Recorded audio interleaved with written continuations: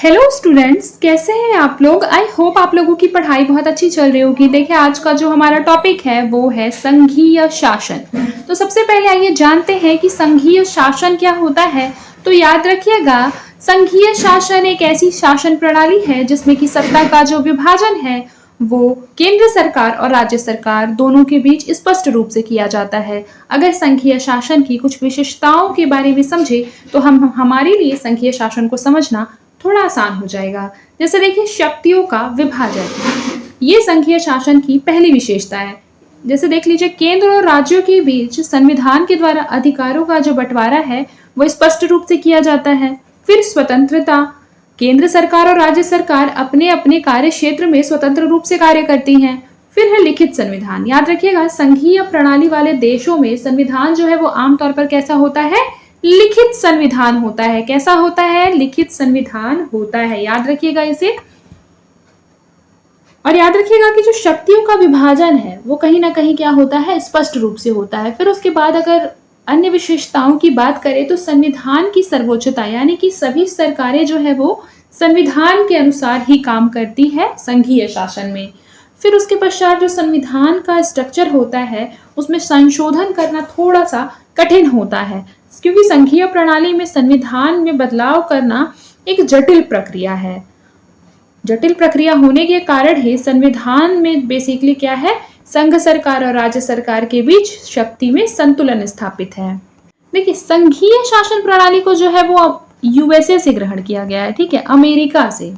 लेकिन एक चीज याद रखिएगा कि जो लोकतांत्रिक सरकार है, अगर क्वेश्चन में प्रीलिम्स में ये पूछता है कि लोकतांत्रिक सरकार को कौन से देश से भारतीय संविधान में ग्रहण किया गया है, तब आप ब्रिटेन का नाम लेंगे, यूके का नाम लेंगे, यानी कि यूनाइटेड किंगडम का नाम लेंगे। क्योंकि आप लोगों को भी पता होगा कि ब्रिटेन से ही भारतीय बेसिकली संविधान में संसदीय प्रणाली अपनाया गया है। अब देखिए, अब हम लोग जानेंगे कि लोकतांत्रिक सरकार जो है वो क्या होती है, उसका अर्थ क्या होता है। तो याद रखिएगा, लोकतांत्रिक सरकार का अर्थ होता है सहमति की सरकार। जैसे देख लीजिए, आप लोग क्या करते हैं, सहमति देते हैं। आप लोग वोट देकर जो है वो सरकार चुनते हैं, तो क्या हो जाती है, ये सहमति की सरकार हो जाती है। उत्तरदायी सरकार, यानी कि रेस्पॉन्सिबल या जवाबदेही वाली सरकार होती है।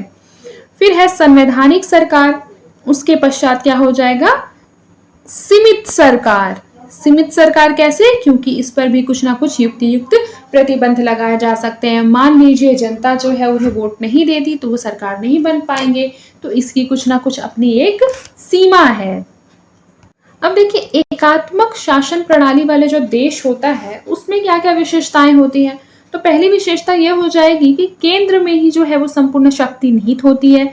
फिर एक ही सरकार सर्वोच्च होता है। उसके पश्चात एक समान कानून जो है वो पूरे देश में लागू किया जाता है। संविधान में शक्ति का जो विभाजन है वो नहीं होता है।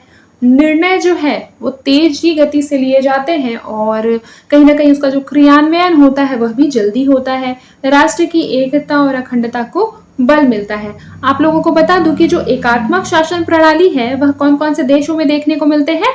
ब्रिटेन में मिलता है, फ्रांस में मिलता है, चाइना में मिलता है, जापान में मिलता है। लेकिन जो भारत है वो संघीय व्यवस्था वाला देश है, लेकिन भारत में भी कोई ना कोई एकात्मकता के जो तत्व है वो मौजूद है। देखिए, यहाँ पर क्या लिखा है, एकात्मक की कुछ विशेषता लिखी है। जैसे केंद्रीयकरण हो गया, मैंने अभी बताया था, शासन का केंद्र। उसके पश्चात है संसद की सर्वोच्चता। प्रांत केंद्रीय सरकारों पर निर्भर करता है, क्योंकि केंद्रीय सरकार का ही एक तरीके से बोला जाए तो पूरा पूरा शासन होता है। देखिए, विकेंद्रीकरण का क्या अर्थ होता है। हम लोगों ने केंद्रीकरण का तो अर्थ पढ़ लिया कि सारी शक्ति जो है वो कहीं ना कहीं केंद्र सरकार में निहित होगी, लेकिन विकेंद्रीकरण का क्या अर्थ होता है। तो देखिए, विकेंद्रीकरण बेसिकली शक्ति में सहभागिता को दर्शाती है। शक्ति में सहभागिता यानी पावर शेयरिंग का क्या मतलब होता है। इसका अर्थ होता है कि सत्ता और निर्णय लेने की जो प्रक्रिया है उसमें विभिन्न समूहों, वर्गों या सरकारों के बीच बराबरी से भागीदारी सुनिश्चित करना। यह लोकतंत्र का एक मूलभूत सिद्धांत है, इसे याद रखिएगा। अब देखिए, इसमें पावर शेयरिंग किसके किसके बीच होगा, तो संघ और राज्य के बीच में होगा, क्योंकि संविधान के माध्यम से जो है वो शक्ति के विभाजन को दर्शाया गया है, समकक्षता को, ताकि राज्य की जो शक्ति है वो स्वायत्त रूप से उसे प्राप्त हो सके। एक बात याद रखिएगा कि शक्ति में सहभागिता के लाभ भी बहुत सारे हैं। जैसे कि देख लीजिए, लोकतंत्र को ये जो प्रणाली है वो मजबूत बनाती है, विविधता को कहीं ना कहीं सम्मान देती है, अल्पसंख्यकों को सुरक्षा और प्रतिनिधित्व देती है। उदाहरण के लिए यदि बात करें तो भारत में केंद्र और राज्य सरकारों के बीच शक्ति का जो विभाजन है वो संविधान के द्वारा तय किया गया है। यही चीज मैं आपको यहाँ से बताना चाहती हूँ। बेल्जियम में भाषाई समूहों के बीच सत्ता का संतुलन जो है वो बहुत ही सूझबूझ के साथ वहां पर भी किया गया है। फिर उसके पश्चात श्रीलंका में जब शक्ति का सही तरीके से बंटवारा नहीं हुआ तो तमिल संघर्ष जैसे समस्याएं उत्पन्न होने लगी, जिससे कि हम सभी क्या है वाकिफ है कि वहां किस तरीके से तमिल संघर्ष शुरू हुआ था। अब हम लोग आगे बढ़ेंगे। देखिए, कनाडा और संयुक्त राज्य अमेरिका दोनों में ही संघीय शासन है और भारतीय संविधान में दोनों के ही कुछ न कुछ विशेषताओं को ग्रहण किया गया है। सबसे पहले हम लोग पढ़ेंगे अमेरिकी संघ की विशेषताएं। देखिए, यदि अमेरिका की बात की जाए तो अमेरिका एक विशुद्ध संघीय शासन प्रणाली है, यानी कि फेडरल सिस्टम है। इसमें केंद्र एवं राज्य दोनों को संविधान के द्वारा स्वतंत्र और परिभाषित शक्तियां दी गई हैं। आप लोगों को पता होगा, जिसमें कि बेसिकली उसकी जो महत्वपूर्ण विशेषता है वो क्या है, दोहरी सरकार। दोहरी सरकार का मतलब क्या समझते हैं आप लोग? दोहरी सरकार यानी दो स्तर की सरकारें हैं अमेरिका में। एक होता है संघीय सरकार जिसे फेडरल गवर्नमेंट बोलते हैं, जो कि पूरे देश के लिए होता है, और एक होता है स्टेट गवर्नमेंट जो कि प्रत्येक राज्य के लिए, जैसे टेक्सास के लिए अलग है, कैलिफोर्निया के लिए अलग है और न्यूयॉर्क के लिए अलग है। उदाहरण के लिए यदि बात किया जाए तो मान लीजिए संघीय सरकार जो है वो विदेश नीति एवं रक्षा पर कानून बनाती है, जबकि जो राज्य सरकार है वो शिक्षा और पुलिस व्यवस्था पर कानून बनाती है। जो अमेरिकी संघ की विशेषताएं हैं उसमें एक महत्वपूर्ण विशेषता यह भी है कि शक्ति का संवैधानिक विभाजन, जिसे बोलते हैं division of powers, division of powers में जो शक्तियों का स्पष्ट रूप से विभाजन करता है वह दर्शाया गया है। उदाहरण के लिए जो संघीय सरकार है वो मुद्रा छापने, युद्ध की घोषणा करने एवं विदेश नीति बनाने का क्या करती है, अधिकार रखती है। लेकिन जो राज्य सरकारें हैं वह क्या नियम बनाती है, यातायात के नियम बनाएगी, स्थानीय स्कूल की प्रणाली को कैसे नियंत्रित करना, ये सारे नियम को देखेगी। तो इस तरीके से दोनों में क्या है, शक्तियों का स्पष्ट रूप से विभाजन किया गया है। देखिए, आप लोगों को तो ये पता ही होगा कि अमेरिका का जो संविधान है वो क्या है, लिखित संविधान है। लेकिन लिखित होने के साथ साथ ये बहुत ही रिजिड कॉन्स्टिट्यूशन भी है, यानी कि कठोर संविधान भी है। इसे बदलना इतना भी आसान नहीं है, यानी कि संशोधन की जो प्रक्रिया है अमेरिकी संघ में वो क्या है, काफी ज्यादा कठिन है। उदाहरण के लिए संविधान का हर संशोधन संघ और राज्य दोनों की स्वीकृति से ही संभव होता है। इंडिया में भी ऐसा ही है, इसीलिए संशोधन की प्रक्रिया इंडिया में हो या फिर अमेरिका में हो, क्या है वो बहुत जटिल है। आई होप कि आप लोगों को समझ में आया होगा जितना मैंने मोटा मोटी बताया है। अब एक बार यहाँ थ्योरी पढ़ लेते हैं, क्योंकि आपको एग्जाम में बेसिकली लिखना है तो आपके पास अच्छी कंटेंट होने चाहिए। देखिए यहाँ पर क्या लिखा है, पहला पॉइंट कि अमेरिका में संघ एवं राज्य के बीच शक्तियों का स्पष्ट विभाजन किया गया है और दोनों एक दूसरे के समकक्ष एवं स्वायत्त हैं। अमेरिका ने सभी 50 राज्यों के अपने पृथक संविधान है। याद रखिएगा कि अमेरिका में क्या है, सभी 50 राज्यों के अपने अपने पृथक संविधान है। प्रत्येक राज्य के गवर्नर का निर्वाचन उस राज्य की आम जनता के द्वारा होता है। अमेरिका के सभी 50 राज्यों के बीच समानता का सिद्धांत अपनाते हुए प्रत्येक राज्य को सीनेट वहां की राज्यसभा को कहते हैं, याद रखिएगा। सीनेट में 2 प्रतिनिधि प्रदान किए गए हैं। अमेरिका में केवल 2 सेवाएं हैं, एक होता है संघ और दूसरा राज्य की सेवा। देखिए आगे लिखा है, अमेरिका में न्यायालय भी संघ एवं राज्य के अलग अलग है। अमेरिका में दोहरी नागरिकता का जो है वो प्रावधान किया गया है, ये तो सबको ही पता है। और इंडिया में कैसी नागरिकता है, एकल नागरिकता है। फिर देखिए 7वां पॉइंट है कि अमेरिका में अवशिष्ट शक्तियां भी राज्यों को प्राप्त है, जबकि हमारे यहाँ इंडिया में अवशिष्ट शक्तियां किसको प्राप्त है, केंद्र सरकार को प्राप्त है। फिर उसके पश्चात देखिए लिखा है, अमेरिका के संघ को अविनाशी कहा जाता है। क्या कहा जाता है, अविनाशी, क्योंकि राज्यों को संघ से अलग होने का अधिकार नहीं है और संघ के द्वारा राज्यों की सहमति के बिना राज्य के नाम भूभाग में कोई भी परिवर्तन भी संभव नहीं है, इसलिए वहां राज्य का भी विनाश संभव नहीं है। जब राज्य का वहां विनाश संभव नहीं है मतलब अमेरिका के संघ को क्या बोल सकते हैं, अविनाशी बोल सकते हैं, जिसका विनाश संभव नहीं है। तो मान लीजिए आप लोगों में 2 नंबर का ये वाला क्वेश्चन पूछ सकता है कि अमेरिका के संघ को अविनाशी क्यों कहा जाता है, तो उसमें आप ये आंसर जो है वो लिख सकते हैं, क्योंकि 2 नंबर में तो आप इतना ही लिखेंगे। आगे देखिए, आगे हम लोग पढ़ने वाले हैं कनाडाई संघ की विशेषताएं। तो याद रखिएगा कि कनाडा की जो संघीय प्रणाली है वह भी कैसी है, अमेरिका की तरह दो स्तरों पर कार्य करती है। पहला हो जाएगा केंद्र यानी कि फेडरल गवर्नमेंट, और दूसरा हो जाएगा प्रांत यानी कि प्रोविंशियल गवर्नमेंट। लेकिन इसमें क्या है, कुछ विशेषताएं हैं जो कि संघीय व्यवस्थाओं से थोड़ा सा इसे भिन्न बनाती है।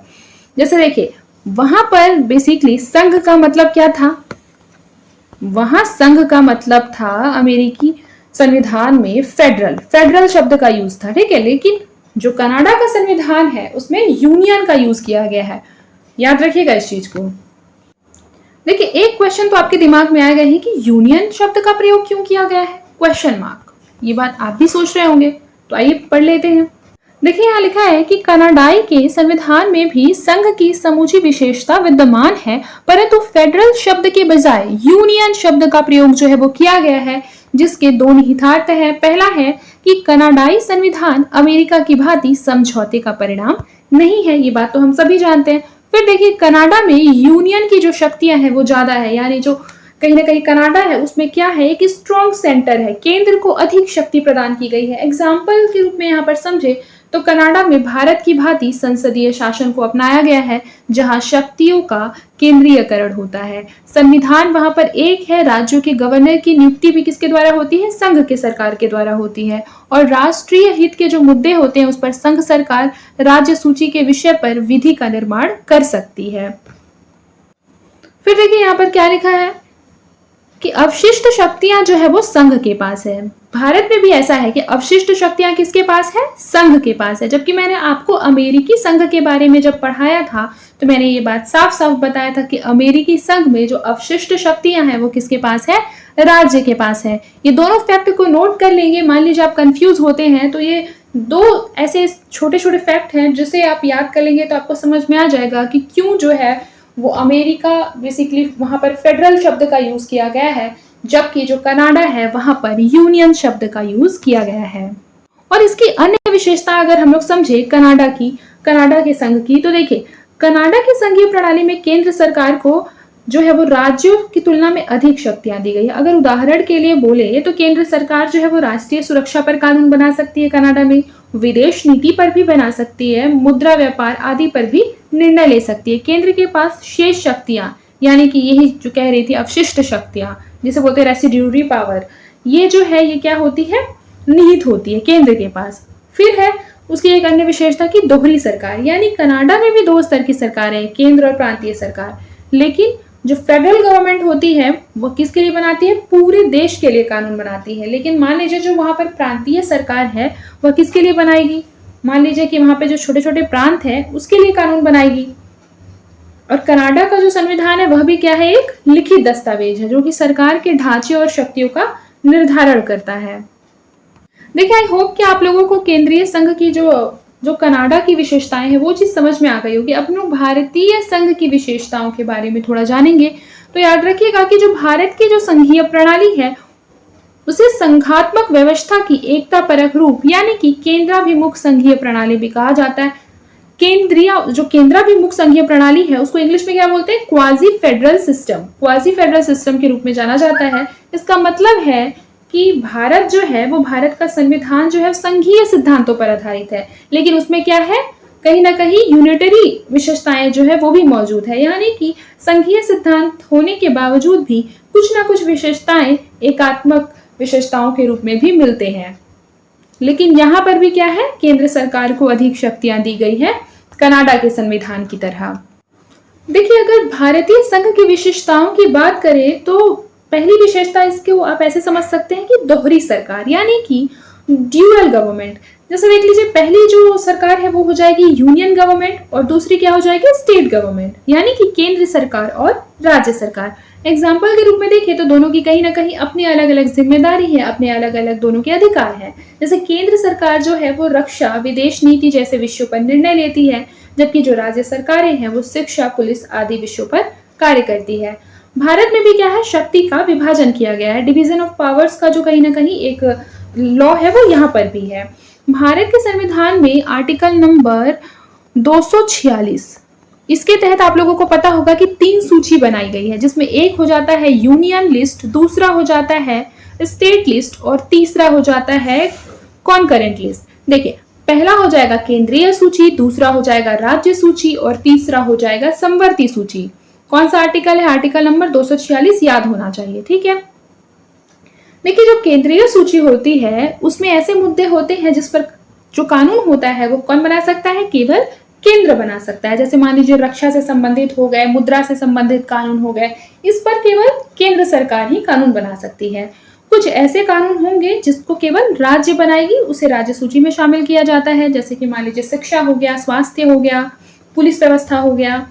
समवर्ती सूची में क्या होता है? ऐसा विषय जिस पर कि दोनों कानून बना सकते हैं, जैसे राज्य भी बना सकता है और केंद्र भी बना सकता है। इसमें आ जाएगा शिक्षा, विवाह इत्यादि। परंतु एक बात याद रखिएगा कि यदि केंद्र और राज्य सरकार के बीच में कभी टकराव हो जाए तो क्या होगा? केंद्र का जो कानून होगा वो मान्य होगा, ये याद रखना है। एक विशेषता और याद रखिएगा, ये भी बहुत इंपॉर्टेंट है कि संविधान की सर्वोच्चता यानी सुप्रीमेसी ऑफ कॉन्स्टिट्यूशन। भारत में संविधान जो है वो सबसे ऊपर है, इस बात को याद रखना है। केंद्र और राज्य दोनों को संविधान के अनुसार ही कार्य करना होता है अल्टीमेटली, ये बात आप भी जानते होंगे। तो अब अगर आंसर राइटिंग लिखेंगे तो इस तरीके के जो सेंटेंसेस है वो लिख सकते हैं। उदाहरण के लिए मान लीजिए कि कोई भी राज्य सरकार ऐसा कानून नहीं बना सकती है जो कि क्या हो? संविधान के विरुद्ध हो, वरना सुप्रीम कोर्ट क्या करेगी? उसे रद्द कर देगी। ये तो हम लोगों ने जो पिछले क्लास पढ़े थे उसमें डिफरेंट टाइप की जो केस देखे थे, जैसे गोलकनाथ वाद हो गया, केशवानंद भारती वाद हो गया और अन्य वाद हम लोगों ने देखा है। तो उसमें क्या होता था? सुप्रीम कोर्ट निर्णय को रद्द कर देती थी। एक और अन्य महत्वपूर्ण विशेषता है कि भारत में एकीकृत संविधान है यानी सिंगल कॉन्स्टिट्यूशन है, जबकि हम लोगों ने अमेरिका में क्या देखा था? अमेरिका में देखा था कि वहां पर सभी राज्यों का, जैसे 50 राज्य हैं तो सबका क्या है? अपना अलग अलग संविधान है। भारत में ऐसा नहीं है। भारत में क्या है? एक ही संविधान जो है वो सभी राज्यों के लिए है। आगे देखिए, आगे क्या लिखा है? भारतीय संघ की विशेषता। तो हम लोग थ्योरी पोर्शन देख लेते हैं, क्या लिखा है यहाँ पर? भारतीय संघ में शक्तियों का विभाजन।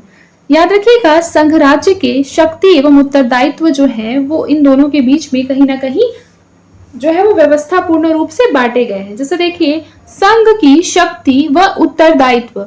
दूसरा क्या है? भारतीय संघीय व्यवस्था में संघ सरकार की शक्तियों का विस्तार भारत के समूचे भौगोलिक क्षेत्र पर है और रक्षा, संचार, विदेश, बैंकिंग जैसे विषय संघ सरकार को सौंपे गए हैं। ये सारी चीजें मैं आपको समझा दी हूँ, ठीक है। इसमें लिखा है कि इसके अतिरिक्त केंद्रीय विश्वविद्यालय, एम्स जैसी संस्थाओं पर भी संघ सरकार का ही नियंत्रण होता है। आगे देखिए, आगे लिखा है कि संघीय व्यवस्था में संघ सरकार को कहीं ना कहीं खानों पर भी नियंत्रण है। खानों यानी माइंस पर भी क्या है? नियंत्रण प्राप्त है और राज्यों को केवल खानों से रॉयल्टी मिल पाती है। नियंत्रण किसका है? संघ सरकार का, लेकिन रॉयल्टी यानी कमीशन किसको मिलती है? राज्य सरकार को। आगे देखिए, आगे लिखा है कि संघ सरकार को 7वें अनुसूची में उल्लेखित विषयों पर विधि निर्माण करने की शक्ति है तथा इसे क्रियान्वित करने के लिए पदाधिकारियों की नियुक्ति भी संघ सरकार के द्वारा होती है, जिसे कि संघ सरकार की प्रशासनिक शक्ति भी कहा जाता है। याद रखिएगा, मैंने आप लोगों को 7वीं अनुसूची के बारे में बताया है। देखिए, आपको पता होगा कि 7वीं अनुसूची में ही कहीं ना कहीं केंद्र और राज्य सरकारों के बीच शक्तियों के विभाजन को निर्धारित करती है। उसमें साफ साफ जो है वो 3 लिस्ट दिया गया है, 3 प्रमुख सूचियां, जिसमें कि केंद्रीय सूची आती है।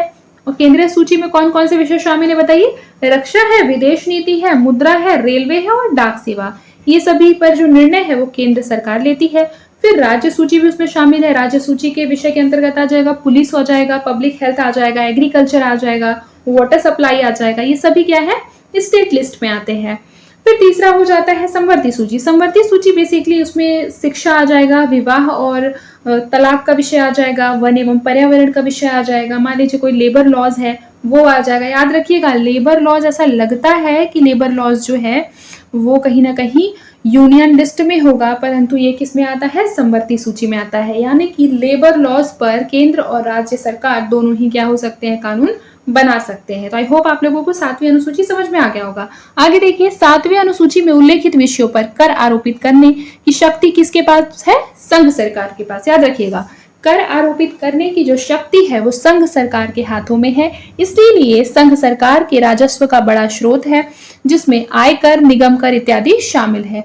सार्वजनिक उद्यमों जैसे कि बीपीसीएल, एचपीसीएल और इंडियन ऑयल, पीएसयूएस पर भी कहीं ना कहीं क्या है, संघ सरकार का ही नियंत्रण है। सार्वजनिक उद्यमों से भी संघ सरकार को पैसा प्राप्त होता है। We all know that. आगे देखिए, विदेशी राज्यों से उधार लेने की शक्ति भी जो विदेशी राज्य है उससे उधार लेने की जो शक्ति है वह किसके पास है? केवल संघ सरकार को है। राज्य की सरकार जो है वो विदेशी राज्यों से पैसे जो है वो उधार में नहीं ले सकती है।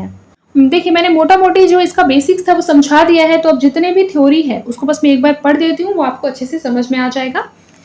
देखिए, लिखा है राज्य की शक्तियां एवं उत्तरदायित्व। तो पहला पॉइंट है कि भारतीय संघीय व्यवस्था के शक्ति विभाजन में राज्य को स्वास्थ्य, कृषि, परिवहन, भूमि, पुलिस, लोक व्यवस्था जैसे विषय सौंपे गए हैं। जैसे देखिए, इसमें लिखा है कि शिक्षा जो है वो समवर्ती सूची का विषय है, लेकिन शिक्षा देने का प्राथमिक दायित्व किसका होता है? राज्य सरकार का होता है।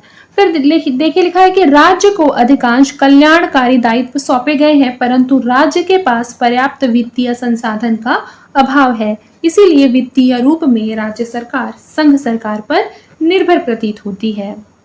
देखिए, कल्याणकारी दायित्व के अंतर्गत मैंने आप लोगों को डीपीएस भी पढ़ाया है ना, भारत के नीति निदेशक तत्व। नीति निदेशक तत्व का मेन उद्देश्य ही है कि कल्याणकारी राज्य की स्थापना करना, और कल्याणकारी राज्य की स्थापना करने का जो कहीं ना कहीं दायित्व है वो किस पे है? राज्य पर है।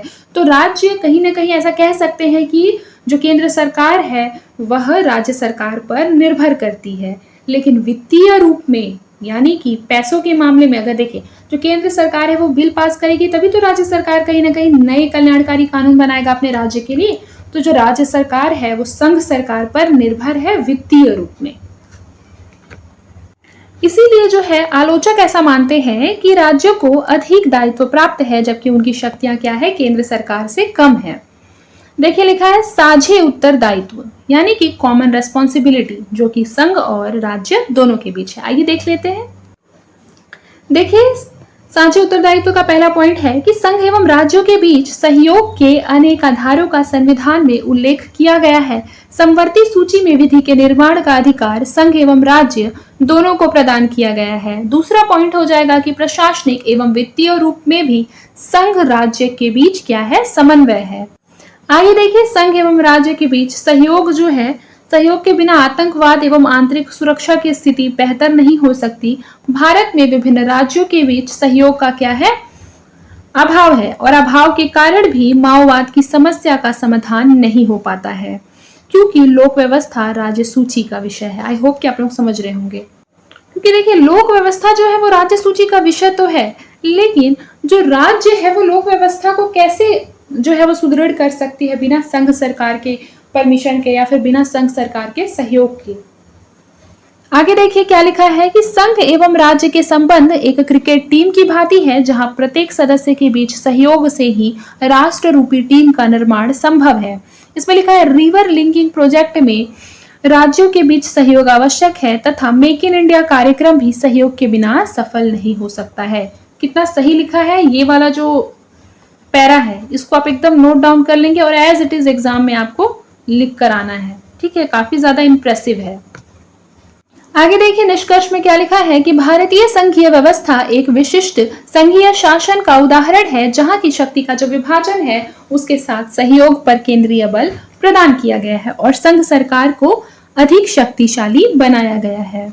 आगे देखिए शक्तिशाली संघ यानी पावरफुल यूनियन। देखिए विधायी शक्तियां, हमारे संघ के पास विधायी शक्तियां हैं। विधायी शक्तियों में पहला पॉइंट क्या है कि भारतीय संघीय व्यवस्था में प्रयुक्त यूनियन शब्द जो है वो संघ सरकार की अत्यधिक शक्तिशाली होने का प्रतीक है। याद रखिएगा, यूनियन संघ की अधिक शक्तिशाली होने का प्रतीक है। देखिए इसीलिए मैंने आप लोगों को बताया था कि जो अवशिष्ट शक्तियां हैं वो किसमें निहित होती है? संघ सरकार में निहित होती है, केंद्र सरकार में निहित होती है। देखिए लिखा है यहाँ पे, जहां संघ सरकार के द्वारा राज्यों की सहमति के बिना राज्यों के नाम, भूभाग एवं क्षेत्र में परिवर्तन जो है वो किया जा सकता है। ये जो है वो आर्टिकल नंबर 3 में बताया गया है।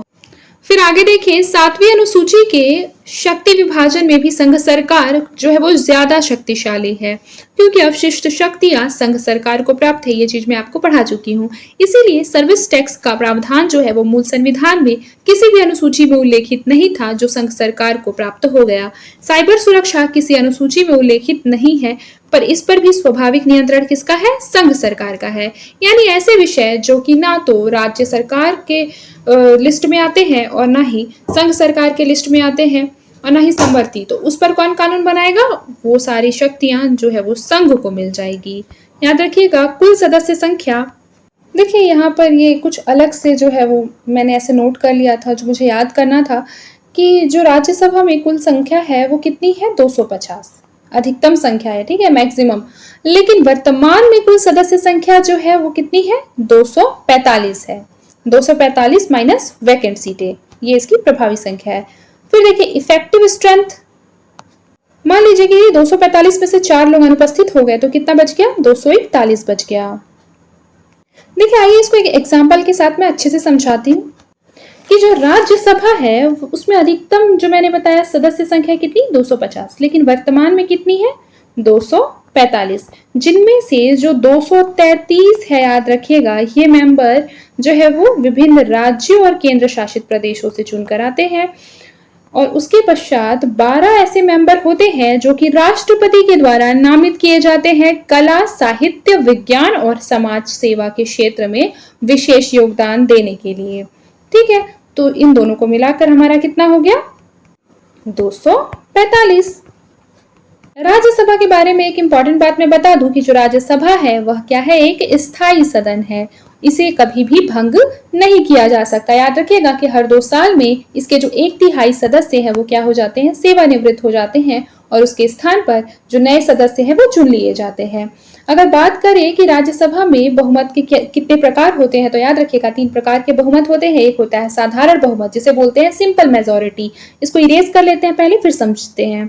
देखिए सिंपल मेजोरिटी का क्या अर्थ होता है ये जान लेते हैं। याद रखिएगा कि जब उपस्थित और मतदान करने वाले सदस्यों में से अधिकांश जो है वो किसी प्रस्ताव के पक्ष में वोट देते हैं। जैसे मान लीजिए अनुपस्थित सदस्य या फिर मतदान से दूर रहने वालों की गिनती नहीं होती है। जैसे कि देखिए मान लीजिए जो 200 मेंबर क्या है? ये प्रेजेंट है, ठीक है, उपस्थित है, लेकिन 180 ही क्या करते हैं? वोटिंग करते हैं। क्या करते हैं? वोटिंग करते हैं। तो प्रस्ताव को 91 से अधिक वोट मिलना जरूरी हो जाता है। क्यों? क्योंकि जितने जो मेंबर है वो वोट कर रहे हैं उससे क्या होना चाहिए? वोट अधिक होना चाहिए। जितने मेंबर ने वोटिंग किया है उसमें आधे से अधिक वोट प्राप्त होगा, तभी क्या हो जाएगा? बहुमत से कहीं ना कहीं पारित हो जाएगा जिस भी लॉ को या बिल को पास किया जा रहा है। जैसे देखिए इसका आधा जो हो जाएगा वो 90 होता, ठीक है, 180 का आधा कितना? 90 होता, लेकिन हमको 90 से अधिक चाहिए, इसीलिए एक ज्यादा होने से यानी 91 वोट होने से क्या हो जाएगा?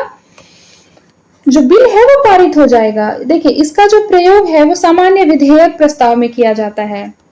फिर सिंपल मेजोरिटी के बाद दूसरा आता है हमारा विशेष बहुमत। क्या कहते हैं इसको? विशेष बहुमत। जैसे देखिए यह यूज होता है किसमें?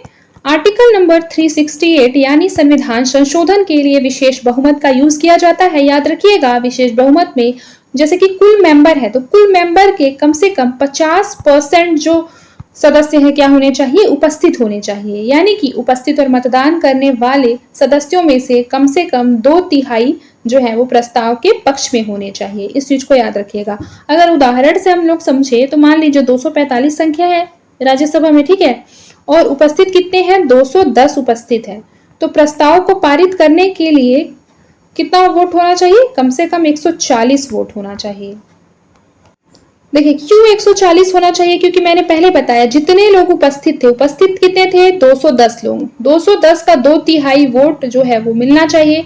तो आप अगर इसको कट करेंगे तो ये आपका कितना आ रहा है? 140 आ रहा है। यानी कि जितने लोग उपस्थित हैं, जितने लोगों ने उपस्थित है उसको हटा के जितने लोगों ने जो है वो वोट दिया, ठीक है, तो उपस्थित और मतदान करने वाले सदस्यों में से कम 2/3 प्रस्ताव के पक्ष में हो, तभी क्या होता है? बिल पास होता है। जो याद रखिएगा, विशेष बहुमत जो होता है उसका प्रयोग संविधान संशोधन विधेयक में किया जाता है और राष्ट्रपति के महाभियोग की प्रक्रिया में किया जाता है। और एक होता है पूर्ण बहुमत, जिसको बोलते हैं एब्सोल्यूट मेजोरिटी। इसको क्लियर कर लेते हैं थोड़ा।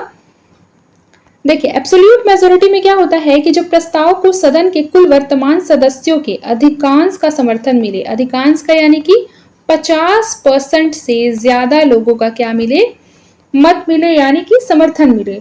उदाहरण के लिए राज्यसभा की कुल संख्या 245 है, यानी कि अगर पूर्ण बहुमत चाहिए तो उसके लिए 123 से अधिक वोट क्या है वो मिलना चाहिए।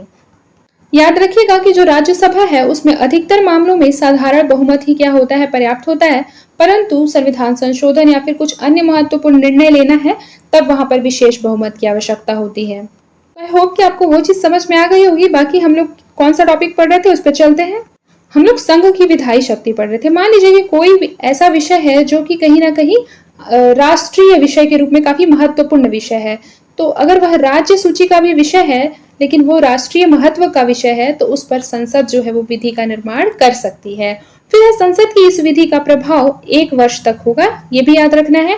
दोबारा भी 1 वर्ष के लिए इसे बढ़ाया जा सकता है। फिर देखिए 6 महीने तक की विधि का प्रभाव रहेगा, उसके पश्चात क्या हो जाएगा, संकल्प खत्म हो जाएगा। लेकिन वापस से जो है वो 6 महीने के बाद भी बिल को पारित करा दिया गया और उसका डेट जो है वो बढ़ा दिया गया, तो इसकी जो अवधि है वो बढ़ जाती है। ये जो स्टेटमेंट है ना वो प्रीलिम्स में पूछे जाते हैं। अगर आप लोगों ने PYQ देखा होगा तो आप लोग इसको समझ सकते हैं। आगे देखिए 7वीं अनुसूची के शक्ति विभाजन के बावजूद राष्ट्रीय महत्व के मुद्दों पर संसद को राज्य सूची के विषयों पर विधि निर्माण का अधिकार, जो कि संघवाद की धारणा के प्रतिकूल माना जाता है, ये क्या हो जाएगा, आर्टिकल नंबर 249 में हो जाएगा। फिर देखिए 2 या 2 से अधिक राज्यों के विधानसभा प्रस्ताव के बाद संसद राज्य सूची के विषय पर विधि का निर्माण कर सकती है, ये हो जाएगा आर्टिकल नंबर 252 में कहा गया है इस बात को। आगे देखिए अंतर्राष्ट्रीय समझौते संधियां क्रियान्वित करने के लिए भी संसद के द्वारा राज्य सूची के विषय पर विधि का निर्माण हो सकता है, याद रखिएगा। अब देखिए समवर्ती सूची पर विधि निर्माण का जो अधिकार है वो संसद एवं राज्य विधानसभा दोनों को दिया गया है, ये तो मैं आप लोगों को बता चुकी हूँ। फिर देखिए संसद एवं राज्य विधानसभा दोनों में जब संघर्ष की स्थिति होती है तो संसदीय विधि ही प्रभावी होगी। आगे देखिए राज्यपाल ने विधेयक को क्या कर दिया, आरक्षित किया है राष्ट्रपति के विचार के लिए, ये जो है आर्टिकल नंबर 200 में ये बात कहा गया है। फिर देखिए यदि राष्ट्रपति ने आरक्षित विधेयक पर अनुमति प्रदान कर दिया है तो संसद द्वारा निर्मित विधि से क्या कर दिया जाएगा, प्राथमिक माना जाएगा। फिर देखिए तत्पश्चात संसद इसे क्या कर सकती है, परिवर्तित कर सकती है। फिर देखिए समवर्ती सूची पर विधि निर्माण में भी संसदीय विधि को प्राथमिकता प्राप्त है, याद रखिएगा। समवर्ती सूची में भी किसकी भी विधि को प्राथमिकता मिलेगी, संसदीय विधि को, संसद के कानून को। ये आज का हमारा लास्ट टॉपिक है कि प्रशासनिक क्षेत्र में शक्तियों का केंद्रीयकरण। देखिए लिखा है कि राज्यों का संवैधानिक प्रधान होना, राज्यपाल एवं संघ सरकार के द्वारा नियुक्त होना, ये सारी चीजें क्या है, शक्तियों के केंद्रीयकरण को बताती है। फिर देखिए अखिल भारतीय सेवकों पर भी संघ सरकार का नियंत्रण होता है, यह शक्तियों के केंद्रीयकरण को बताती है। फिर देखिए संघ सरकार के द्वारा राज्यों को निर्देश भी दिए जा सकते हैं, यह किसको बताती है, शक्तियों के केंद्रीकरण को बताती है। संघ सरकार का CBI पर भी नियंत्रण होना क्या बताता है, शक्तियों के केंद्रीकरण को बताता है। फिर उसके पश्चात देखिए कि इसके अतिरिक्त निर्वाचन आयोग, नियंत्रक एवं महालेखा परीक्षक के द्वारा संघ एवं राज्य के चुनाव और लेखा परीक्षक का संपादन किया जाता है। आई होप कि आप लोगों को समझ में आया होगा कि प्रशासनिक क्षेत्र में शक्तियों का केंद्रीकरण किस प्रकार से प्रभावी होता है।